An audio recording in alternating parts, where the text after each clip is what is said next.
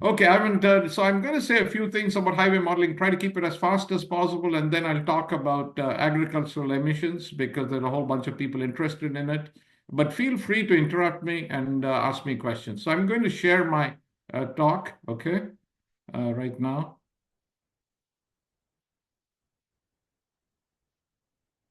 Can you see my talk here? Can you see it, Paulo? Yes, yes, you can see it. We Okay, can see thank you. it. Okay, let me. So So I'm going to talk about dispersion of highway emissions. And I thought this was a fantastic illustration of highways. I think this is somewhere in Texas, if I'm not mistaken, it's in Houston, where you've got all these highways. This is madness, notice? I mean, they've got highways going all over the place.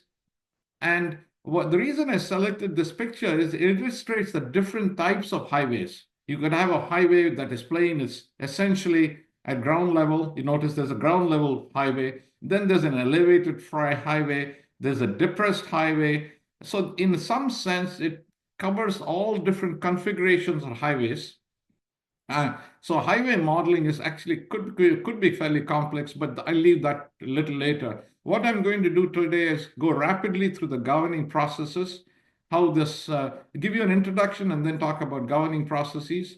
Then I'll talk about the role of experiments and field studies. They're extremely important in modeling. You cannot model if you don't do any experimental work. Then I'll talk very briefly about how we model dispersion of emissions from highways on flat terrain, then look at highways with different configurations. Then I'll talk about roads in urban cores. Then I'll talk about emission factors that Paolo talked about. As Paolo emphasized in his talk, emission factors are extremely important and the most inaccurate, and quite often they're not very accurate. So I'm going to talk about emission factors. That's a new research project, and then I'll summarize and then allow you to ask some questions. So why are we interested? Highways actually constitute the major source of air pollution nowadays. It's no longer power plants or the type of sources that we were interested in the long ago. We don't have power plants in the middle of cities anymore, and we don't have industries in the middle of cities anymore. They usually, if they are clean, and if there are any industries, they're in the outskirts or in rural areas. So the major source of air pollution is essentially highways, emissions from vehicles. And the emissions include nitrogen oxides. I think Paulo talked about CO, sulfur dioxide, much less of sulfur dioxide because most fuels don't contain sulfur anymore. And of course, the big issue is particulate matter. And these are particles that can originate from organic emissions, condensed organic emissions. You can have oxidized organics. You can have dust emissions from roads, and that's also a major issue.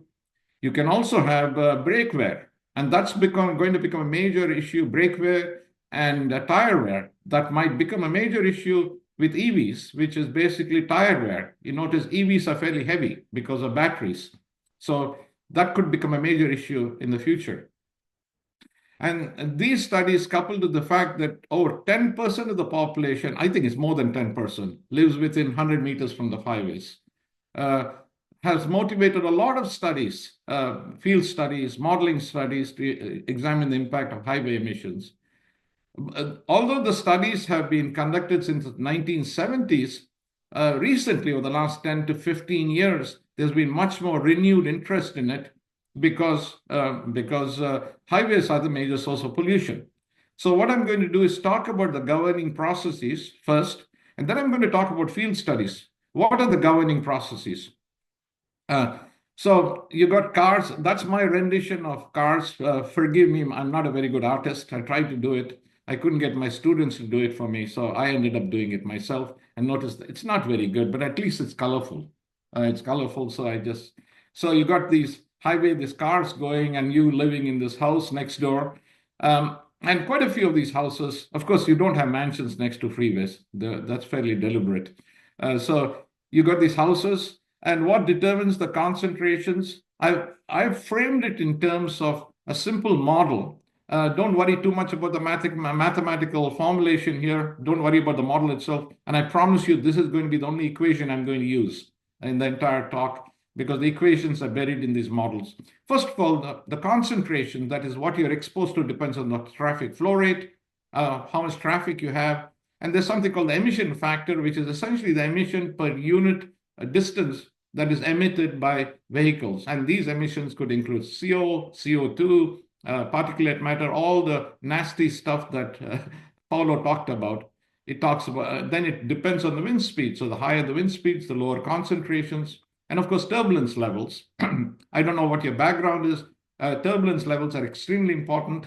And then the mixed layer height, the height of the boundary layer. And if you don't know what the boundary layer, all you have to do is visit Los Angeles. It's that brown layer you see when you're landing in Los Angeles or in Houston. I'm sure Houston also has got a very brown layer. And I don't know where in France, I'm sure Paris or wherever you're in France also has boundary layers that you can actually see when you're landing. But it's very visible in Los Angeles. Distance from the road, obviously, the further away from the road you are, the lower the concentration. It depends on the width of the road, and curiously little on the height of the vehicle, because that determines the initial dispersion. So these are the processes that determine concentrations of pollutants next to a highway.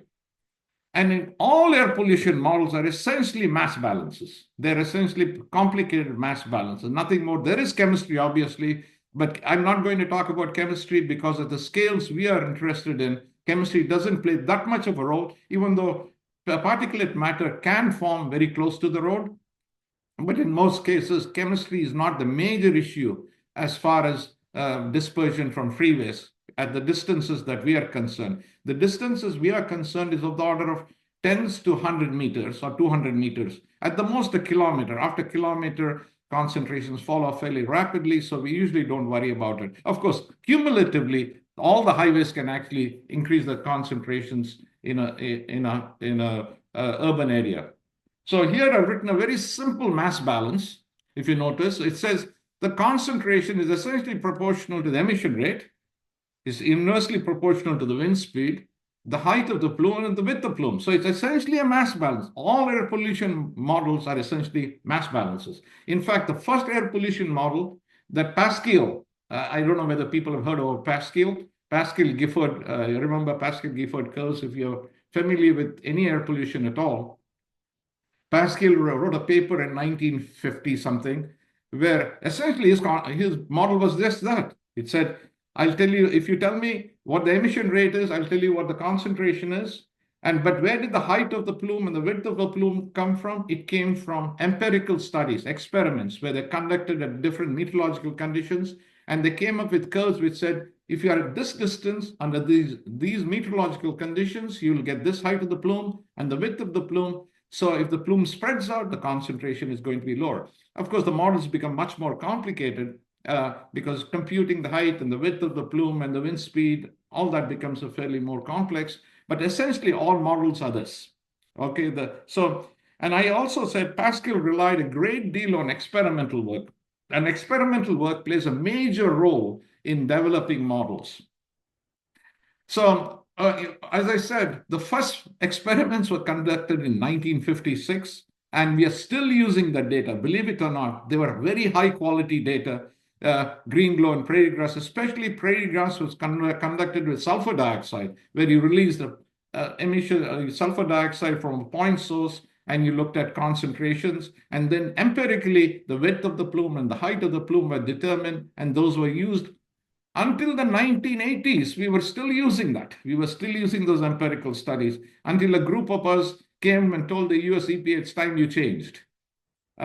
So then there were field studies to understand road dispersion. General Motors, GM Tracer study was conducted in 1980. And a tracer sulfur hexafluoride was released from 352 automobiles that went round and round in a track. And then there were field studies conducted at several places.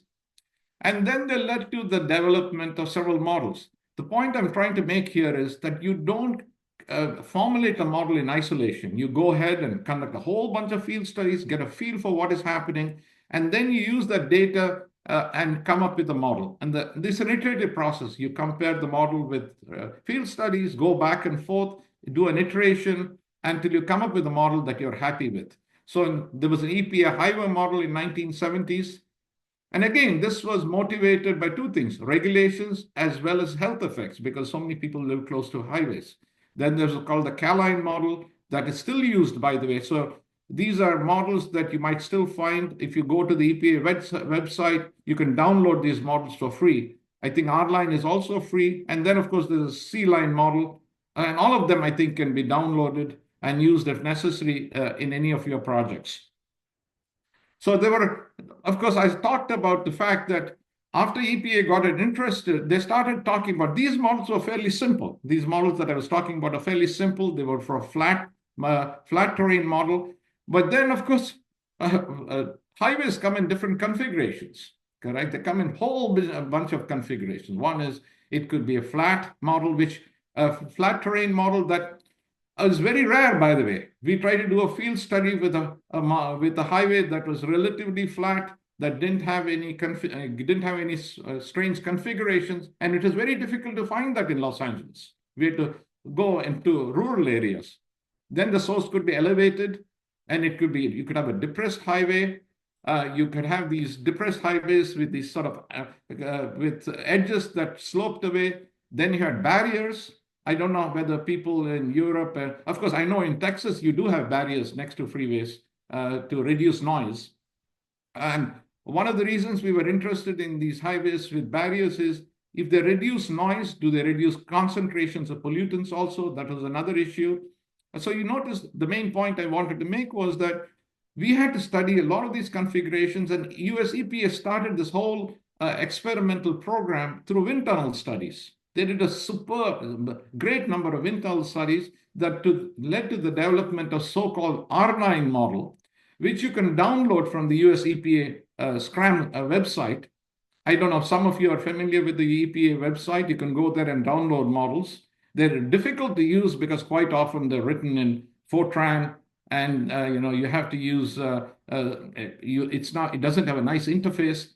So you might have to, but there are people who have actually created nice interfaces to use these models.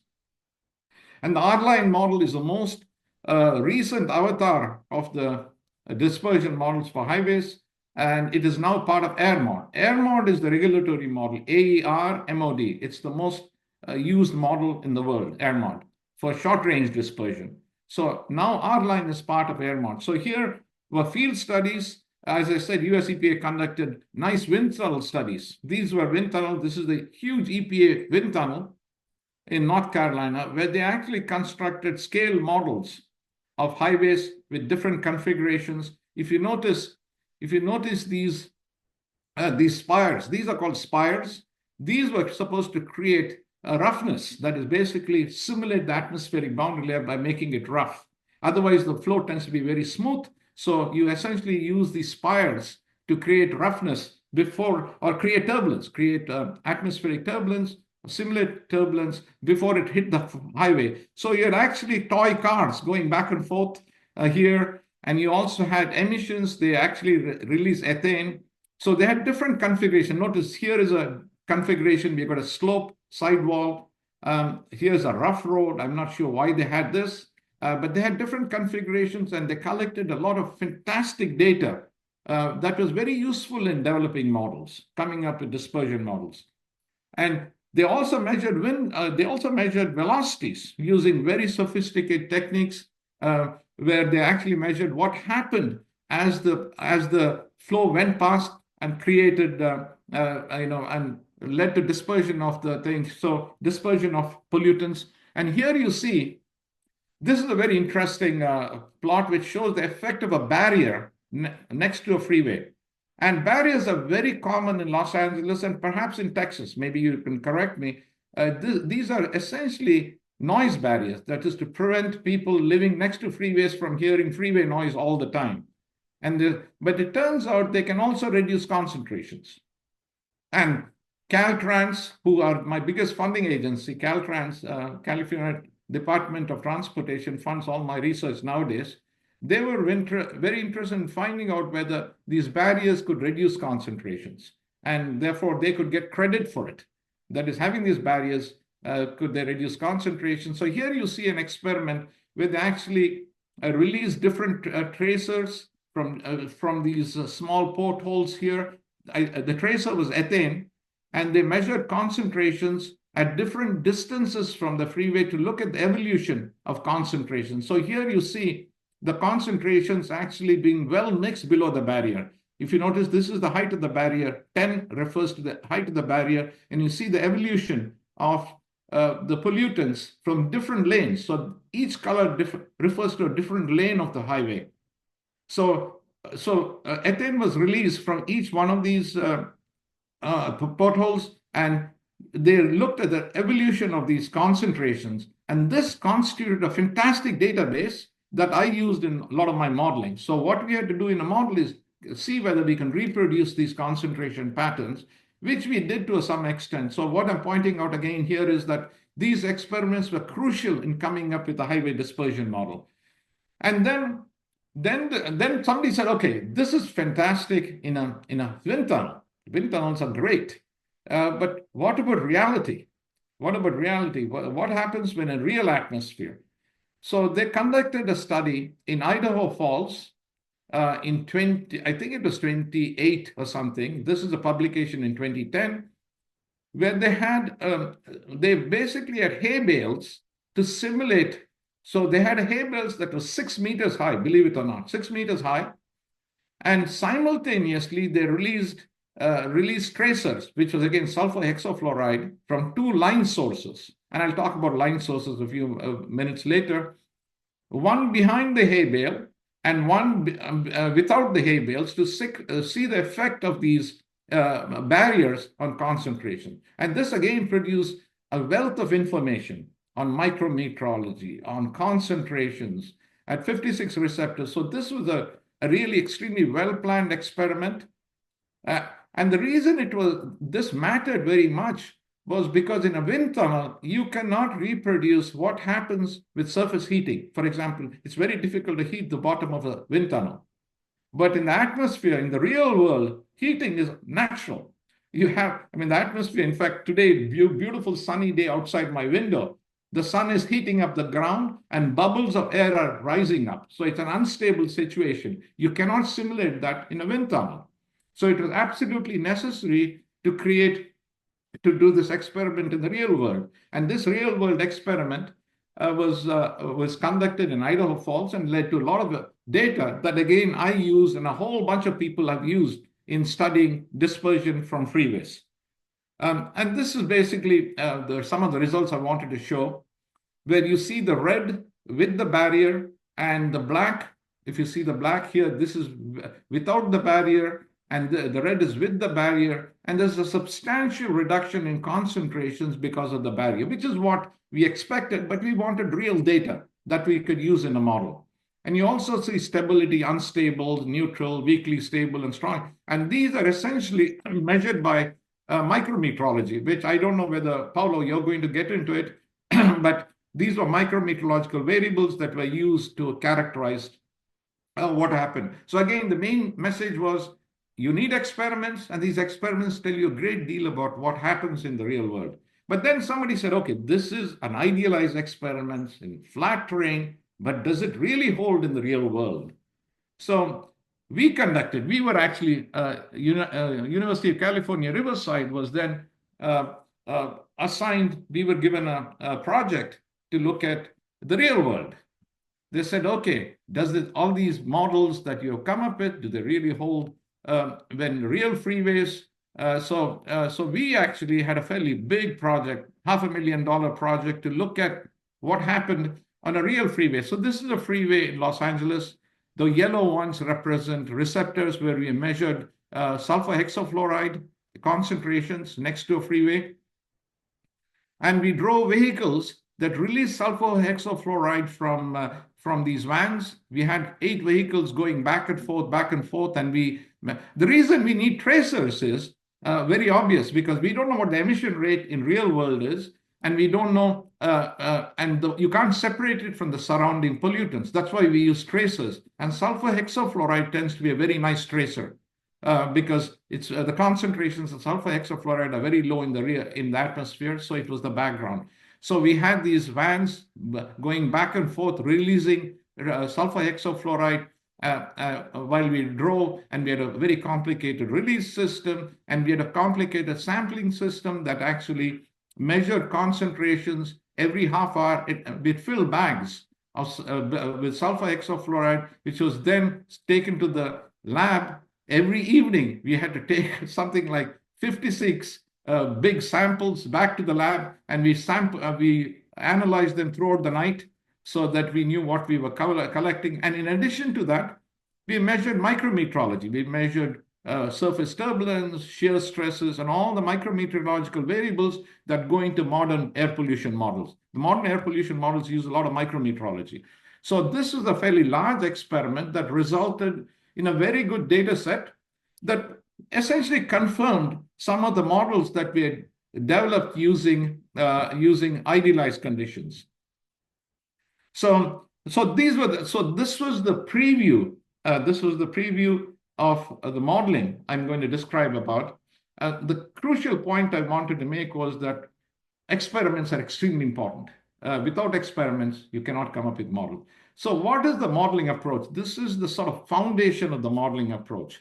Discrete vehicles are replaced by a continuous line source. So we don't consider every highway, every vehicle. So it's essentially a line source. And the emission rate is something called the emission factor multiplied by the traffic flow rate. So it's essentially traffic flow rate, and the emission factor is essentially the emission per unit distance any vehicle emits. And then the line source itself is modeled as a set of point sources. That is essentially you integrate along a line and you compute the concentration. So this is the essence of most models. Of course, this is a simplified version, but here you see some of the models, the results from the models. The main reason I put them up, they're colorful, they're nice. This was actually produced, I think, with the CFD model, computational fluid dynamics model. And these models have now been integrated into these systems where you can look at the impact of a whole bunch of highways.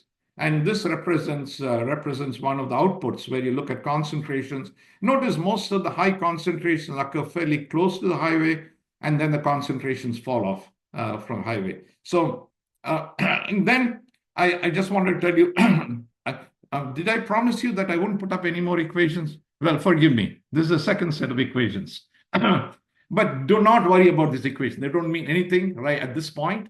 All I wanted to say is this research led to new ways of looking at dispersion.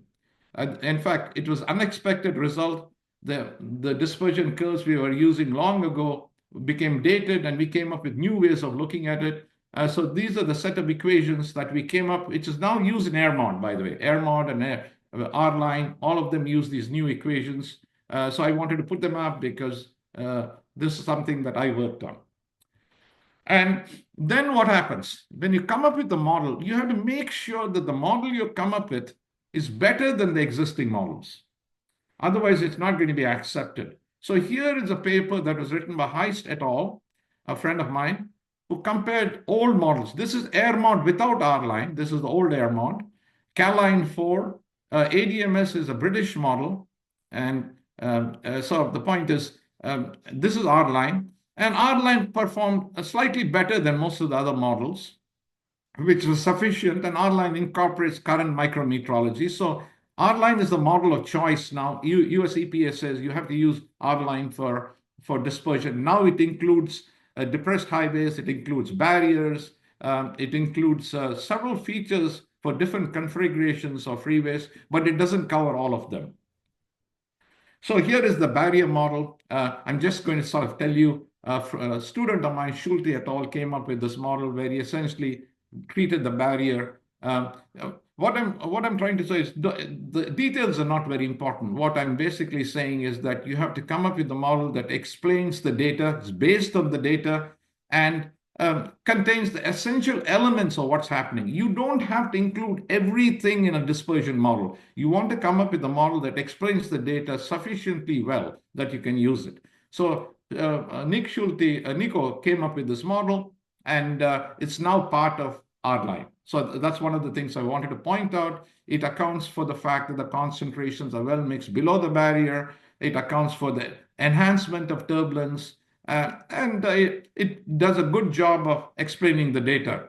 So here is the data explanation. We published this in a paper. It explains the data fairly well. So a model is accepted only when it explains data. That's another thing. A model is not constructed in isolation. You have to explain it with data.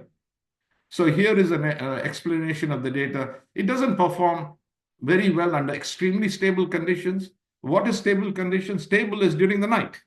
When the atmospheric boundary layer is stable, which means that when the atmosphere becomes stable, it suppresses turbulence. The surface cools. I don't know. Paolo is going to go into atmospheric boundary layers at some point, but when it becomes stable, dispersion is suppressed. Plumes tend to be very, very shallow, and concentrations tend to be very high. Notice the concentrations are very high during stable conditions. We were not able to explain what happened because our model predictions turned out to be much higher than what we actually observed. So this was then explained later on, but this was the first initial attempt of explaining the data.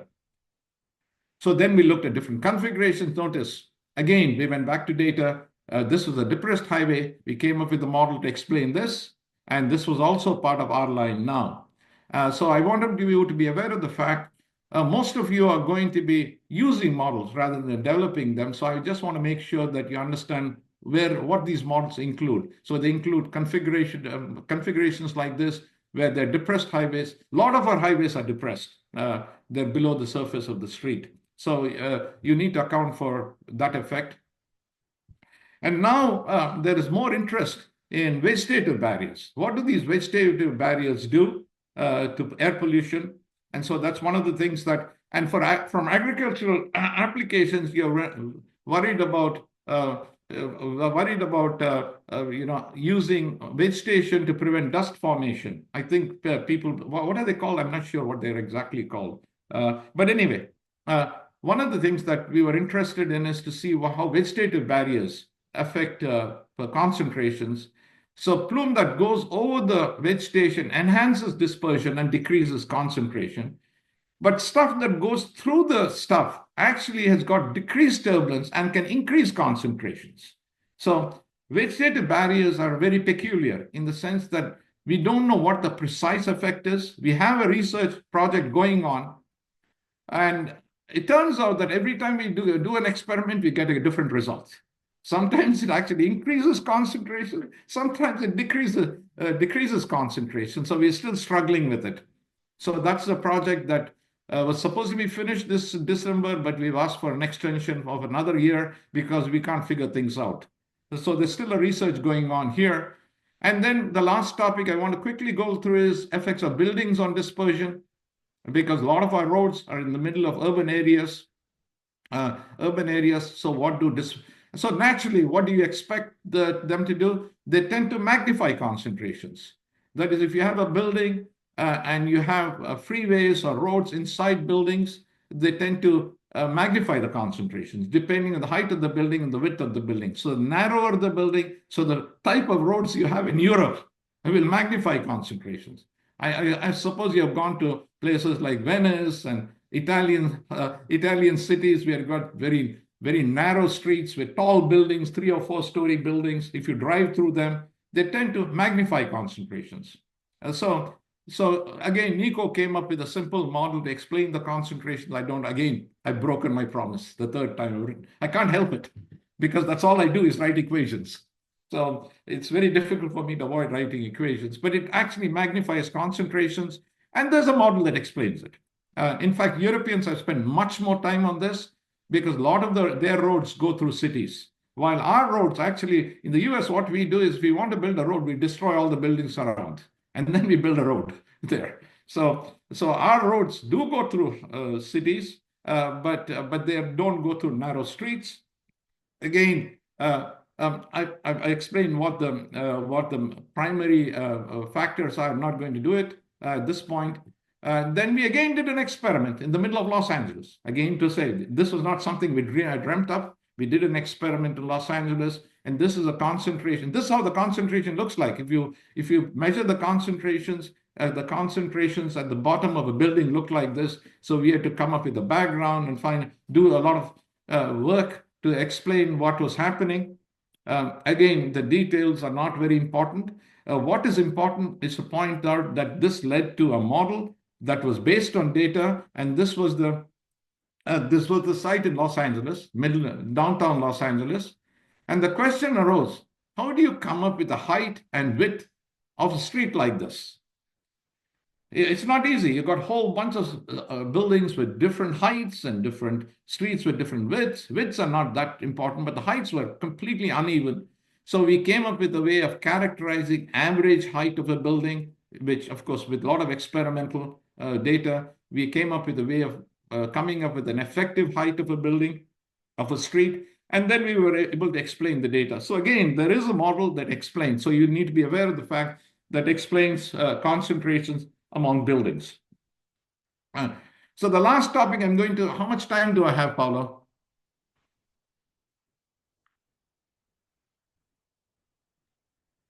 I can't hear you. You're muted. You're muted. How much time do I have? You have 15 minutes. Okay, I'm going to do it very quickly. So the last thing is the emission factors. Road dust, resuspended dust has become a major issue in the United States, throughout the world, because other sources, other pollutants are being decreased very rapidly. Resuspended dust, as well as brake wear and tire wear, are becoming increasingly important. In fact, they project in about 10 years, the major pollutants are going to be brake wear and tire wear rather than exhaust pollutants.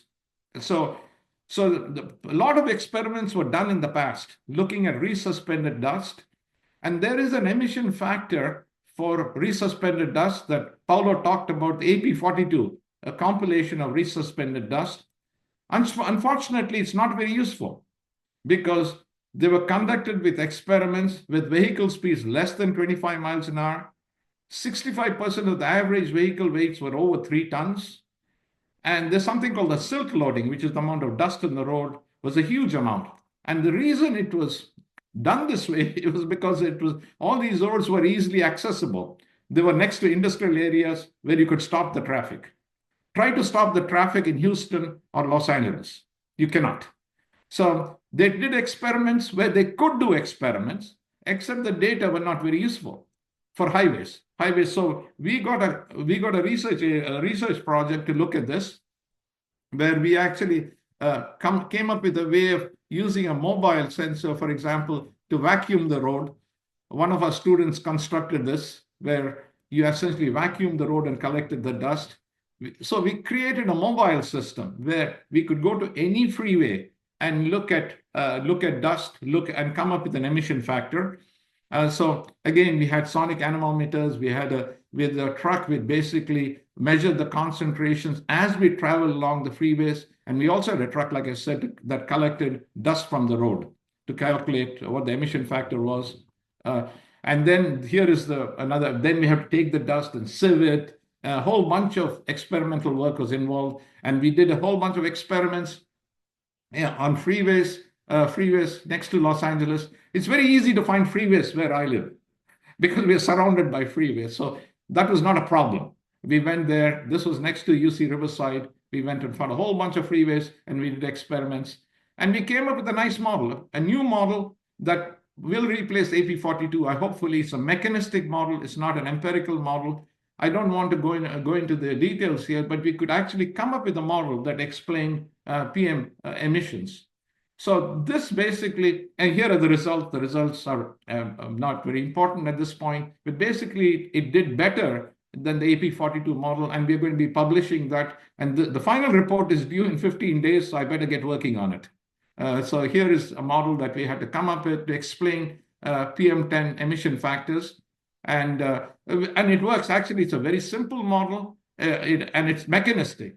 One of the things you want to do in a model is not come up with a purely empirical model. What do I mean by an empirical model? Is a fit to data.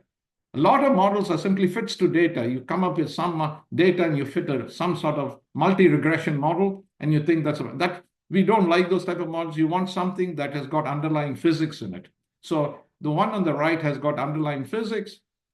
So we went ahead and came up with a model, and we're going to publish it very soon. So there are research gaps. Building effects need more evaluations. And so I want to go very quickly to take-home messages. So you can go to AirMod. New version of AirMod has got R-Line. AirMod can be downloaded free. Data from fields and winter are available. If you are interested in the data, they're also available. And the last message is street canyons tend to increase concentration. So I want to acknowledge my collaborators and a whole bunch of students. Most of my funding comes from Caltrans at the present point, because quite often research agencies are not interested in coming up with air pollution models, unfortunately. To some extent, it's elitist. They like to come up with, so most of the research is funded by local state agencies who are interested in applications of models. So Caltrans, South Coast Air Quality Management District, a lot of California is, like Paolo said, leads air pollution effects, air pollution research. So I got a lot of my funding from California. And I got a lot of my collaborators and students. I just wanted to acknowledge. Very, very quickly, I wanted to talk about agriculture applications. And a research that I've conducted in agriculture was looking at emissions from these sort of area sources, and looking at ammonia emissions, looking at methane emissions.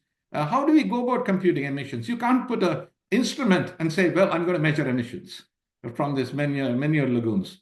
So one of the things that we have to do is actually measure concentrations using a mobile monitor around. This is a manure lagoon in Central Valley in California, where, and by the way, manure is a big source of methane, and so are cows. Cows also generate a lot of manure. There's a lot of ammonia also from some of these places. So the big concern is, what are the emissions? So how do you go about computing the emissions? Again, you use a dispersion model. What you do is you go and measure concentrations around it. And then the estimates from a dispersion model, an area source, that's a much more complicated model, are fitted to the measurements to estimate emissions. And you have to measure micrometrology, and then we have been fairly successful in doing it. So the basic concept is you take the measured value and the predicted value, and you optimize it and come up the emissions. So it's an inverse modeling approach where you don't know the emissions. You go about measuring concentrations using mobile monitors. And these mobile monitors measured methane, they measured CO2, they measured nitrous oxide, they measured ammonia. And the instrumentation actually blew my mind. It's amazing. These are the Picaro instruments. I don't know whether you're aware of the Picaro instruments. They essentially measure concentrations in real time. And they use a fantastic experimental technique that just was amazing. They have these two silvered mirrors next to each other, and they put the gas in between, and they'll allow light to bounce, photons to bounce back and forth between the mirrors. And as the photons go back and forth between the mirrors, the gases absorb some of the photons. And the decrease in the intensity is then used to compute the concentrations. And the reason they use mirrors, is partially silvered mirrors, is they can increase the path length to kilometers, because as the photons go back and forth, the path length is extremely kilometers. Right? So in a small instrument, you can simulate a path length of kilometers. So these are fantastic instrumentation. I think this basically experiment was done by my colleague, Francesca Hopkins. And I think the instrument itself cost $200,000 or $300,000. But anyway, it's worth having. A lot of people have it. So, and this is basically a comparison between model estimates and observations. So we were remarkably, in fact, I was shocked when I saw the comparison. How did the model predict such fantastic concentrations, where we actually could predict, observed and predicted concentrations so well going on back? So we essentially went around this manure lagoon. And by the way, this technique is used to look at ammonia emissions. Now we are looking at nitrous oxide emissions. So this is modeling used to estimate emissions. It's reverse modeling, because quite often you cannot estimate emissions. And we came up with emission estimates. Like we had 4 sources. This is basically kilograms per day, and this is the emission rate of methane. And by the way, why is methane so important? Because California is very interested in greenhouse gases. Methane is a very powerful greenhouse gas. And so we were very interested in computing emissions from manure lagoons. And so this basically ends my talk. I went through it fairly rapidly. And we have some time. So please ask me any question you want to, because in most cases, I'll be able to answer your questions, even though I might be inaccurate at times.